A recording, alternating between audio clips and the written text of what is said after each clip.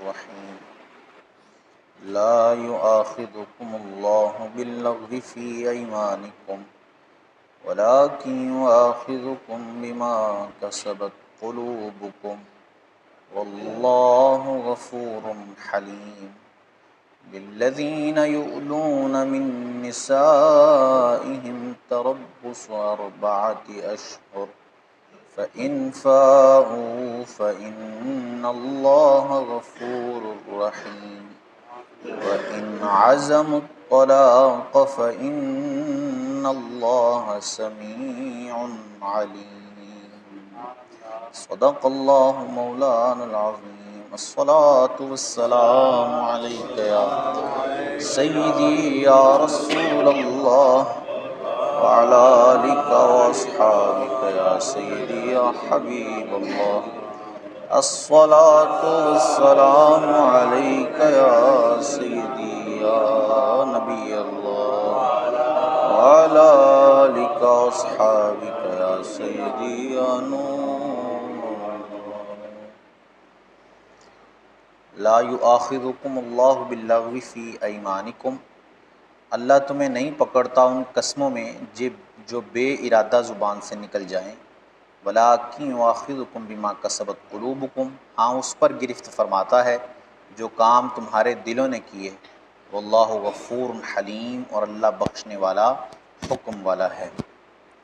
کل میں نے 3 قسمیں بیان کی تھیں قسموں کی، یمین غموس، لغو اور منعقدہ۔ لغو یہ بتائی تھی کہ پچھلے زمانے پر گزرا ہوا جو زمانہ ہے اس پر کسی کام کی قسم کھانا اور اس کو صحیح سمجھنا اپنے ذہن میں، اپنے دماغ میں وہ اس کو صحیح سمجھ رہا ہے لیکن وہ معاملہ الٹ ہے اس کے، اور اس بات پر قسم کھانا، اس کو یمین لغو کہتے ہیں۔ قسم یمین عربی میں قسم کو کہتے ہیں۔ اور دوسری بتائی تھی غموس۔ غموس ہوتی ہے کہ پچھلے زمانے پر جھوٹی قسم کھانا، اور تیسری تھی منعقدہ، وہ حالیہ زمانہ یا آنے والا زمانہ، ان 2 زمانوں میں کسی کام کی قسم کھا لینا،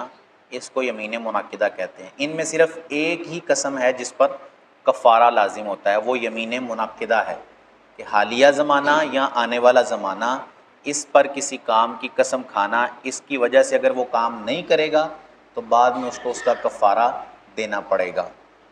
اور جو پہلی 2 صورتیں ہیں اس میں جو یمین لغو ہے اس پر کوئی گناہ نہیں ہوتا بندے کو اور نہ ہی کفارہ دینا پڑتا ہے، اور جو دوسری صورت ہے غموس، جو جھوٹی قسم کھائی ہے، اس میں بندے کو گناہ تو ہوتا ہے لیکن اس میں کفارہ ادا کرنے کی حاجت نہیں ہوتی۔ تو اس آیت میں یہی فرمایا جا رہا ہے کہ اللہ عز و جل جو لغو چیزیں ہیں ان پر تمہاری پکڑ نہیں فرماتا، یعنی جو بے ارادہ تمہارے منہ سے نکل جائے تو اللہ اس پر تمہاری پکڑ نہیں فرماتا، لیکن جو تمہارے دل کریں تو اللہ ان پر تمہاری پکڑ ضرور فرمائے گا، اور اللہ بخشنے والا حکم والا ہے۔ للذین یؤلون من نسائہم اور وہ جو قسم کھا بیٹھتے ہیں اپنی عورتوں کے پاس جانے کی، تربص 4 اشہر انہیں 4 مہینے کی مہلت ہے، فإن فاؤوا فإن اللہ غفور رحیم بس اگر اس مدت میں پھر آئے تو اللہ بخشنے والا مہربان ہے، وإن عزموا الطلاق اور اگر چھوڑنے کا ارادہ پکا کر لے، فإن اللہ سمیع علیم تو اللہ سنتا جانتا ہے۔ اس آیت کا شان نزول یہ ہے کہ مشرکین کا یہ معمول تھا کہ وہ اپنی بیویوں سے مال طلب کرتے، اگر وہ مال دے دیتی تو ٹھیک، نہ دیتی تو قسم کھا لیتے کہ ہم 1 سال یا 2 سال یا کبھی بھی ان کے پاس نہیں آئیں گے، ان کے ساتھ ہم بستری نہیں کریں گے، اس طرح کی وہ قسم کھا لیا کرتے تھے۔ تو اب وہ جو بیوی ہوتی اب وہ نہ ادھر کی نہ ادھر کی، نہ اس کو طلاق واقع ہوئی کہ کہیں دوسری جگہ شادی کر سکے، اور نہ اس کا اپنا شوہر جو ہے وہ اس کے قریب آ رہا ہے، تو اس طرح وہ عورتوں کو ایک جگہ پر لٹکا کر رکھا کرتے۔ تو اسلام نے اس حکم کو ختم کیا اور ارشاد فرمایا کہ اگر کوئی بندہ اس طرح کی قسم کھا لے، 1 سال 2 سال اپنی بیوی کے پاس نہ جانے کی قسم کھائے، یا غیر معین مدت تک قسم کھا لے کہ میں کبھی بھی اپنی بیوی کے پاس نہیں جاؤں گا،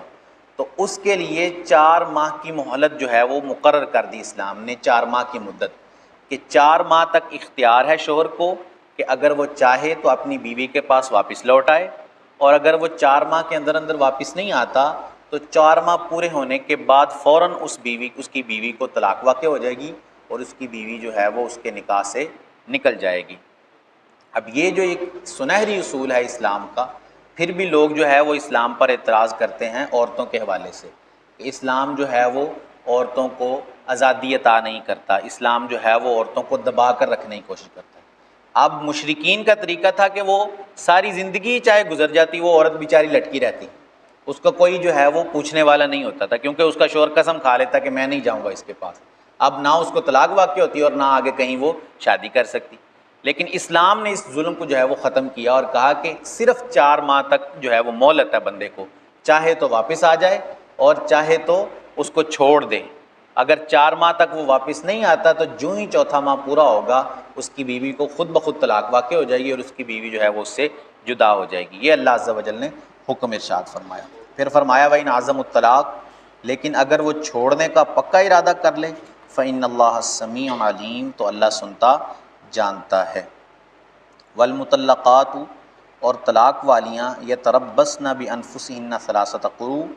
اپنی جانوں کو روکے رہیں 3 حیض تک۔ ولا یحل لہن ان یکتمن ما خلق اللہ فی ارحامہن، اور انہیں حلال نہیں کہ چھپائیں وہ اللہ نے ان کے پیٹ میں پیدا کیا۔ ان کن یؤمن باللہ والیوم الآخر، اگر اللہ اور قیامت پر ایمان رکھتی ہیں۔ وبعولتہن احق بردہن فی ذلک ان ارادوا اصلاحا، اور ان کے شوہروں کو اس مدت کے اندر ان کے پھیر لینے کا حق پہنچتا ہے اگر ملاپ چاہیں۔ وَلَهُنَّ مِثْلُ الَّذِي عَلَيْهِنَّ بِالْمَعْرُوفِ، اور عورتوں کا بھی حق ایسا ہی ہے جیسے ان پر ہے شرع کے موافق۔ وَلِلرِّجَالِ عَلَيْهِنَّ دَرَجَةٌ، اور مردوں کو ان پر فضیلت حاصل ہے۔ وَاللَّهُ عَزِيزٌ حَكِيمٌ، اور اللہ غالب حکمت والا ہے۔ یہاں شروع والے حصے میں مطلقہ جو طلاق والی عورت ہوتی ہے اس کی عدت بیان کی گئی ہے کہ اس کو کتنی دیر عدت گزارنی ہے۔ اگر کسی بیوی اور شوہر جو ہے وہ اپنی بیوی کو طلاق دے دیتا ہے تو اس کے لیے 3 حیض تک رکنا ضروری ہے، یعنی 3 حیض تک وہ اپنی عدت گزارے گی۔ 3 دفعہ جو اس کے ماہواری والے دن ہیں وہ گزر جائیں تو یہ اس کی عدت کے دن ہیں۔ جب یہ گزر جائیں گے تو اس کو اجازت ہوگی کہ وہ آگے نکاح کر سکتی ہے۔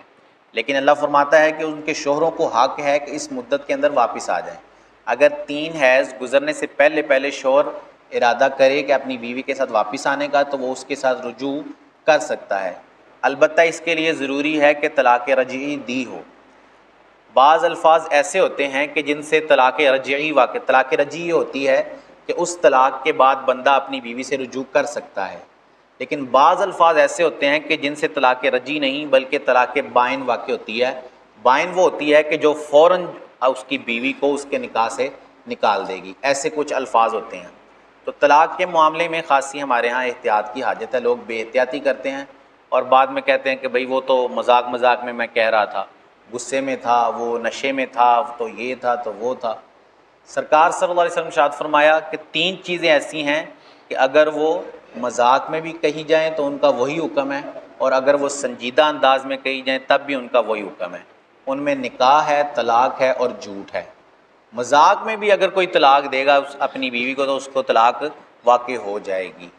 لوگ جو ہے وہ مسئلہ بیان نہیں کرتے اور خود سے ہی کسی اپنے قریبی امام سے مسئلہ پوچھ لیتے ہیں اور ان کو واضح صورت بھی نہیں بتاتے کہ ہمارے ہاں اس طرح مسئلہ ہوا ہے، ڈھکی چھپی بات کرتے ہیں اور امام صاحب جو ہیں وہ اس اعتبار سے مسئلہ بتا دیتے ہیں۔ اب یہ ساری عمر جو ہے وہ زنا والا معاملہ شروع ہو جاتا ہے، کیونکہ طلاق تو واقع ہو چکی ہوتی ہے، انہوں نے خود ہی مسئلہ بیان نہیں کیا اور اس مسئلے کو توڑ مڑوڑ کر پیش کیا۔ اس لیے الفاظ کے اندر خاصی احتیاط کی حاجت ہے۔ اللہ عز و جل سے دعا ہے کہ اللہ عز و جل ہمیں عمل کی توفیق عطا فرمائے، آمین بجاہ خاتم النبیین صلی اللہ علیہ وسلم۔ اللہم صلی علی سیدنا مولانا محمد معدن الجود والکرم وعلی آلہ واصحابہ وبارک وسلم۔ اللہم ربنا آتنا فی الدنیا حسنۃ وفی الآخرۃ حسنۃ وقنا عذاب النار۔ مالک کریم عز و جل نماز فجر ادا کرنا، درس کرنا اپنی بارگاہ میں قبول فرما، غلطیاں اپنی رحمت سے معاف فرما، ہم سب کی مغفرت فرما، ہمارے ماں باپ کی مغفرت فرما، رسول اللہ صلی اللہ علیہ وسلم کی ساری امت کی بخشش فرما۔ مالک کریم عز و جل ہم سب کو خلوص کے ساتھ، استقامت کے ساتھ 5 وقت باجماعت نماز ادا کرنے کی توفیق عطا فرما۔ سبحان ربک رب العزت عما یصفون، وسلام علی المرسلین والحمد للہ رب العالمین وصلی اللہ تعالی علی حبیبہ سیدنا و مولانا محمد وعلی آلہ واصحابہ اجمعین برحمتک یا ارحم الراحمین.